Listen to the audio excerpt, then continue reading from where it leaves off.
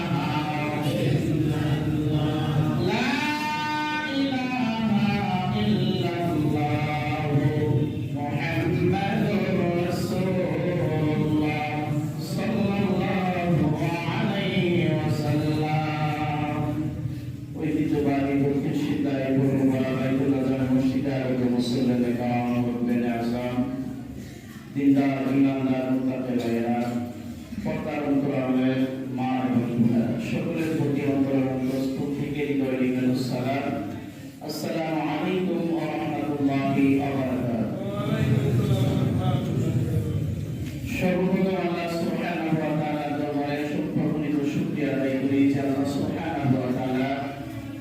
আজকের এই বরকতময় রাতে আমাদের এই মহল্লা থেকে অসংখ্য মানুষ এর মধ্য থেকে যাচাই বাছাই করে কিছু সংখ্যক লোককে আল্লাহ মসজিদে আসার বসার তৌফিক দিলেন। সে আল্লাহ দরবারে সকলের সমস্ত ইখলাসের সাথে তার শুকর আদায় করে আলহামদুলিল্লাহ। অসংখ্য সালাম প্রেরণ করে মানবতার মহান শিক্ষক রাহমাতুল মুস্তাফা সাল্লাল্লাহু আলাইহি ওয়াসাল্লামের উপর যার উপর হয়ে আমরা দুনিয়াতে আসতে পেরেছি, সেই প্রিয়নবীর উপর একটা দুরূদ সালাম পেশ করি সাল্লাল্লাহু আলাইহি ওয়াসাল্লাম। আপনারা মাগফিরাত কামনা করি পৃথিবীর সৃষ্টির শুরু থেকে আজকের এই দিন পর্যন্ত যত মানুষ দুনিয়া ছেড়ে অন্ধকার কবরে শায়িত, আমরা যারা উপস্থিত হয়েছি আমাদের আপনজন আব্বা আম্মা দাদা দাদি নানা নানি মাতৃকুল পিতৃকুল থেকে যত মানুষ অন্ধকার কবরে শুয়ে গেলেন, আল্লাহ যারা সকলের কবরগুলি আজকের এই বরকতময় রসুলের উসিলায় মাফ করে দেন, সকলে বলি আমিন। সম্মানিত হাজিরিন, আমরা সকলে জানি আজকে এই রাত হচ্ছে লাইলাতুল বরাতের রাত। এই লাইলাতুল বরাত এটি একটি ক্ষমার রাত। আল্লাহ সুবহানাহু ওয়া তাআলা এই রাতে অসংখ্য লোককে মাফ করে দেন। মানব কলেজার পক্ষ থেকে একটা ক্ষমার ঘোষণা। এরপরে এই রাতে অসংখ্য জাহান্নামীকে আল্লাহ মুক্ত করে দেয়। এই রাতে জান্নাতের দ্বারসমূহ খুলে দেওয়া হয়। সুবহানাল্লাহ। আমরা সকলে জানি এই রাতে আল্লাহ সুবহানাহু ওয়া তাআলা ঢালাওভাবে সকলকে ক্ষমার ঘোষণা করে দেয়। এরপরেও কয়েক শ্রেণীর লোক আছে এই ঢালাওভাবে ক্ষমার পরেও তাদেরকে আল্লাহ ক্ষমা করে না। হুজুর যেহেতু ধারাবাহিক আলোচনা করে জুমা লাইলাতুল বরাতের ফজিলত সম্পর্কে অনেক আলোচনা শুনেছেন আপনারা। এই এত গুরুত্বপূর্ণ রাতে ক্ষমার রাতে আল্লাহ সুবহানাহু ওয়া তাআলা যে কোন কোন শ্রেণীর লোকদেরকে ক্ষমা করে না, কারণ সকলকে ভালোভাবে ক্ষমা করে, এরপর অল্প কিছু সংখ্যক শ্রেণী আছে যাদেরকে এই ক্ষমার রাতে ক্ষমা পায় না। ওই শ্রেণীর লোকগুলা কারা? আজকে আমাদের মসজিদে সমবেত হয়েছি, আল্লাহ না করে যারা ক্ষমা প্রাপ্ত হবে না, এদের মধ্যে যদি আমাদের তালিকাটা চলে যায় তাহলে উপায় নাই। আমরা আল্লাহ সুবহানাহু ওয়া তাআলার দরবারে সকলে ক্ষমা প্রার্থনা করি, আল্লাহ আমাদের যারা আজকে এসেছি সকলে যেন ক্ষমার যোগ্য এবং ক্ষমা তোমার পক্ষ থেকে পাই, সকলের দরবারে আমিন। তো তারা আজকের এই গুরুত্বপূর্ণ রাতে আল্লাহর পক্ষ থেকে ক্ষমা প্রাপ্ত হয় না, এই লোক কয়েকটা সংখ্যক শ্রেণীর লোকের নাম কোরআন হাদিস থেকে বলা চেষ্টা করবে ইনশাআল্লাহ। ওয়া তাওফীকি ইল্লা বিল্লাহ। আল্লাহ সুবহানাহু ওয়া তাআলা এই রাতে সংখ্যক গণিত লোককে ক্ষমার ঘোষণা করে থাকলো। এক নাম্বার শ্রেণী হচ্ছে যারা মুশরিক, আল্লাহর সাথে শিরিক করে, আল্লাহর সাথে অংশীদারিত্ব করে, আল্লাহর সমকক্ষকে মনে করে, এইরকম মুশরিক বান্দাদেরকে আজকের এই গুরুত্বপূর্ণ ক্ষমা প্রার্থনা আল্লাহ সুবহানাহু ওয়া তাআলা ক্ষমা করে না। এখন মুশরিকরা কেমনে চিন্তা, কারা আল্লাহর সাথে শিরিক করে, আল্লাহ ছাড়া অন্য কারোর কাছে মাথা নত করা যাবে না। এই মাথার একমাত্র মালিকানা অধিকার হচ্ছে আল্লাহ। আল্লাহ ছাড়া কারোর কাছে মাথা নত করা যাবে না, চিন্তা করা যাবে না। আমরা সাধারণত যারা দুনিয়াতে মুসলমান কোন অন্য ধরনের লোকগণ 2 বছর 4 বছর 5 বছর 7 বছর বিবাহ করে, কারণ যদি সন্তানাদি না হয় আমরা অনেক বাবার দরবারে যাই, তাই নাকি তাই না?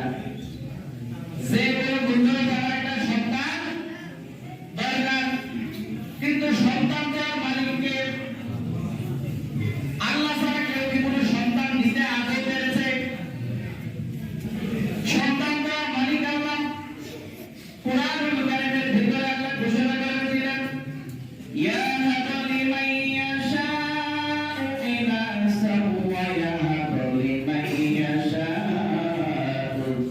أو يذوقنا كثيرا الله رب العالمين বলেন আমি আল্লাহ যাকে ইচ্ছা ছেড়ে দেই যাকে ইচ্ছা ছেড়ে দেই যাকে ইচ্ছা ছেড়ে দেই মেয়েও দেই আবার যাকে ইচ্ছা ছেড়ে দেই না মেয়েও দেই না তিনি কে তো এটা তো আল্লাহর পক্ষ থেকে একটা পরীক্ষা আল্লাহর পক্ষ থেকে পরীক্ষা কাউকে ছেড়ে দিয়ে পরীক্ষা করে কাউকে মেয়ে দিয়ে পরীক্ষা করে আবার কাউকে ছেড়ে দেয় না মেয়েও দেয় না কিন্তু আমরা কোনো বাবার দরবারে গিয়ে ছেড়ে দেওয়া ছেলে খোঁজার কোনো অধিকার আমাদের নাই এই রকম যারা আল্লাহ ছাড়া অন্য কারোর কাছে সন্তান প্রার্থনা করে আল্লাহ ছাড়া কারোর কাছে মাথা নত করে সিজদা করে এইরকম মুশরিক ব্যক্তিদের কাছ থেকে ক্ষমা করে আল্লাহ সুবহানাহু ওয়া তাআলা তাদেরকে ক্ষমা করে না আজকে একটা একটা করে শুনেন আর এই তালিকা থেকে যেন আমরা বাঁচতে পারি আল্লাহ সুবহানাহু ওয়া তাআলা যেন সেই তৌফিক দান করে সকলে বলেন আমিন কারণ এই শিরকটা একটা ভয়ঙ্কর জুলুম অপরাধের নাম আমরা সবাই লুকমান হাকিমের নাম জানি লুকমান হাকিম তার যে পুত্রকে একটা উপদেশ দিয়েছিলেন ইয়া বুনাইয়া লা তুশরিক বিল্লাহি ইন্না শিরকা লা যুলমুন আযীম ইয়া বুনাইয়া হে আমার বাচ্চা লা তুশরিক বিল্লাহ আল্লাহর সাথে শিরক করো না কেন না ইন্না শিরকা লা যুলমুন আযীম নিশ্চয় শিরক একটা ভয়ঙ্কর অপরাধের নাম কারণ আল্লাহ সব গুনাহ ক্ষমা করলেও শিরকের গুনাহ কখনো ক্ষমা করে না আল্লাহ হাবিব সাল্লাল্লাহু আলাইহি ওয়াসাল্লাম আরেক হাদিসে বলেন ওয়াইন কুতিলতা হুরিকতা যদি কোনো মানুষ জানেন আপনাদেরকে আক্রমণ করে বলেন ঈমান ছেড়ে দাও এক আল্লাহর গোলামি ছেড়ে দাও ঈমান বিক্রি করে দাও আল্লাহর হাবিব বলেন তোমাদের যদি ওই কথা বলা হয় না যদি ঈমান ছাড়ো এক আল্লাহর গোলামি এক আল্লাহর দাসত্ব যদি না ছাড়ো তোমাকে আগুন দিয়ে পোড়ানো হবে তোমাকে হত্যা করানো হবে এইরকম হুমকি দেওয়ার পরে তুমি হত্যা হতে রাজি হয়ে যাবা কিন্তু আল্লাহর গোলামি থেকে চুল পরিমাণ সরা যাবে না তার কত ভয়ঙ্কর একটা অপরাধ ভয়ঙ্কর একটা জুলুমের নাম শিরক আমরা কি সকলে শিরক থেকে মুক্ত থাকতে চাই কি চাই না আল্লাহ সুবহানাহু ওয়া তাআলা যেন এই শিরকের গুনাহ থেকে আমাদের সকলকে মুক্ত করে সকলে বলেন আমিন এরপরে দুই নাম্বার শ্রেণী হচ্ছে যারা হিংসুক আজকে এই ক্ষমা দাতা আল্লাহ যাদের অন্তরে বিন্দু পরিমাণ সাদা পরিমাণ হিংসা লালিত আছে এই ক্ষমা দাতা তারা ক্ষমা পাবে না ক্ষমার অযোগ্য এখন আমরা সমাজে দেখতে পাই একজন আরেকজনের ভালো দেখতে পারে না আছে না নাই কেউ উপরে উঠতে চাইলে কেমনে তাইনা তাই নিচে নামানো যায় কেউ বড় হতে চাইলে কেমনে তাই দাবি রাখা যায় ওই ষড়যন্ত্র একটা সকলে লিপ্ত মানে সবার অন্তরের ভিতরে হিংসা মানে আমার থেকে বড় কেউ হওয়া যাবে না আমি সবচেয়ে বড় আমি এরকম হিংসা তাদের অন্তরে আছে আল্লাহ সুবহানাহু ওয়া তাআলা আজকের এই ধারাবাহিক ক্ষমার রাতে ওই হিংসুক ব্যক্তিকে আল্লাহ ক্ষমা করে না আল্লাহ হাবিব সাল্লাল্লাহু আলাইহি ওয়াসাল্লাম হাদিসের ভিতরে বলেন ইয়াকুম ওয়াল হাসাদা ফাইন্নাল হাসাদা ইয়াকুলুল হাসাদাতি কামা তা'কুলুন নারুল হাতাব যাদের অন্তরে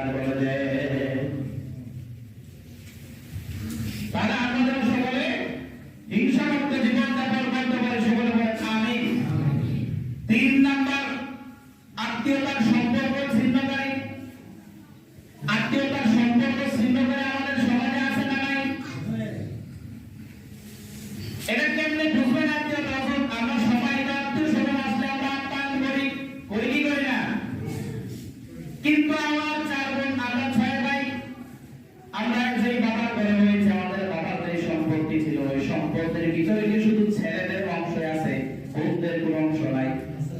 আছে না নাই? এখন বোনরা যদি অংশ নিতে আসে তখন তার সাথে যদি একেবারে দিয়া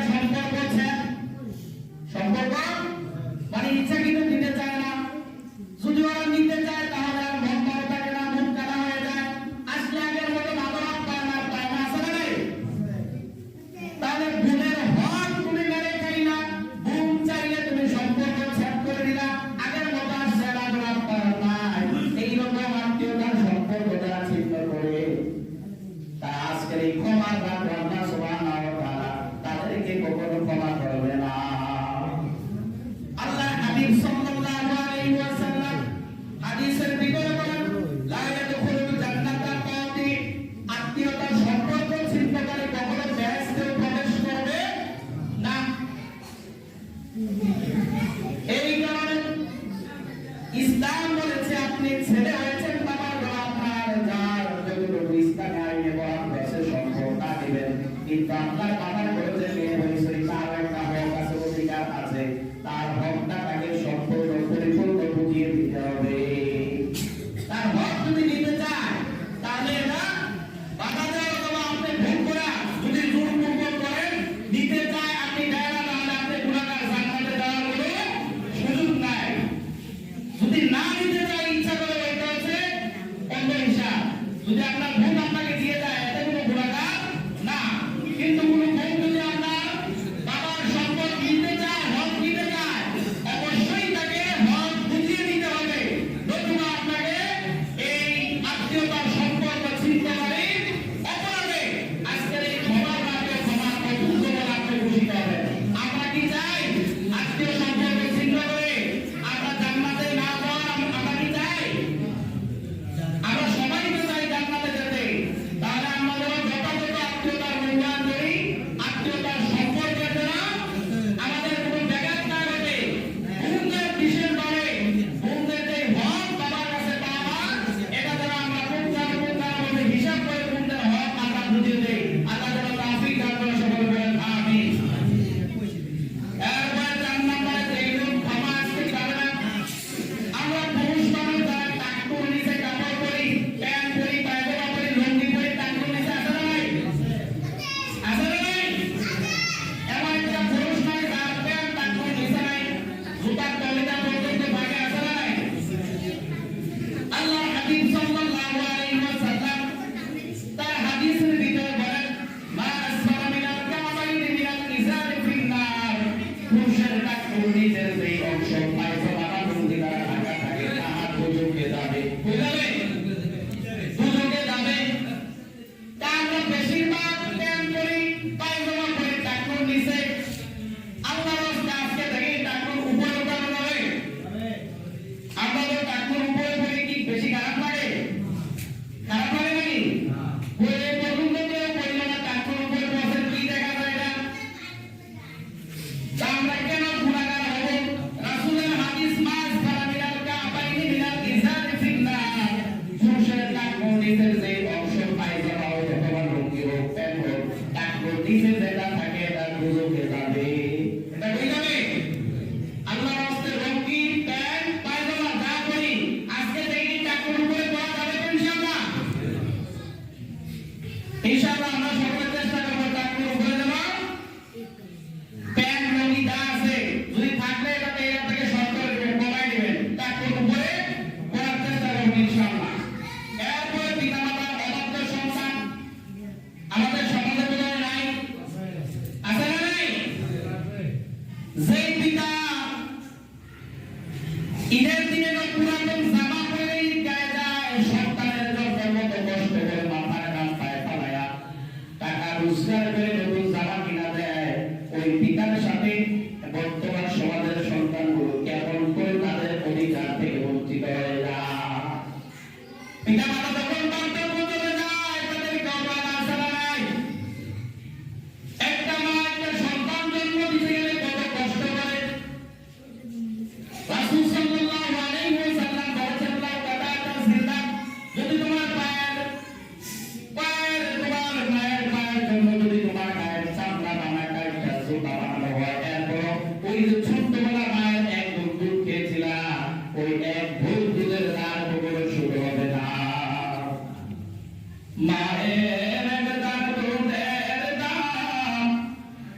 কাটিয়া গায়ের চাম মায়ের দুধের দাম কাটিয়া গায়ের চাম পাপস বানাইলেও ঋণের শোধ হবে না এমন দরদি হবে কেউ হবে না আমার মা গো এমন দরদি হবে কেউ হবে না আমার মা গো ওই মায়ের কষ্ট দেওয়া যাবে না ওই মায়ের কথা শুনলে ছেলেকে দেওয়া যাবে না ওই মায়ের সাথে বেয়াদবি করা যাবে না ওই মা বাবার সাথে যারা বেয়াদবি করে মা বাবার কথা তারা শুনে না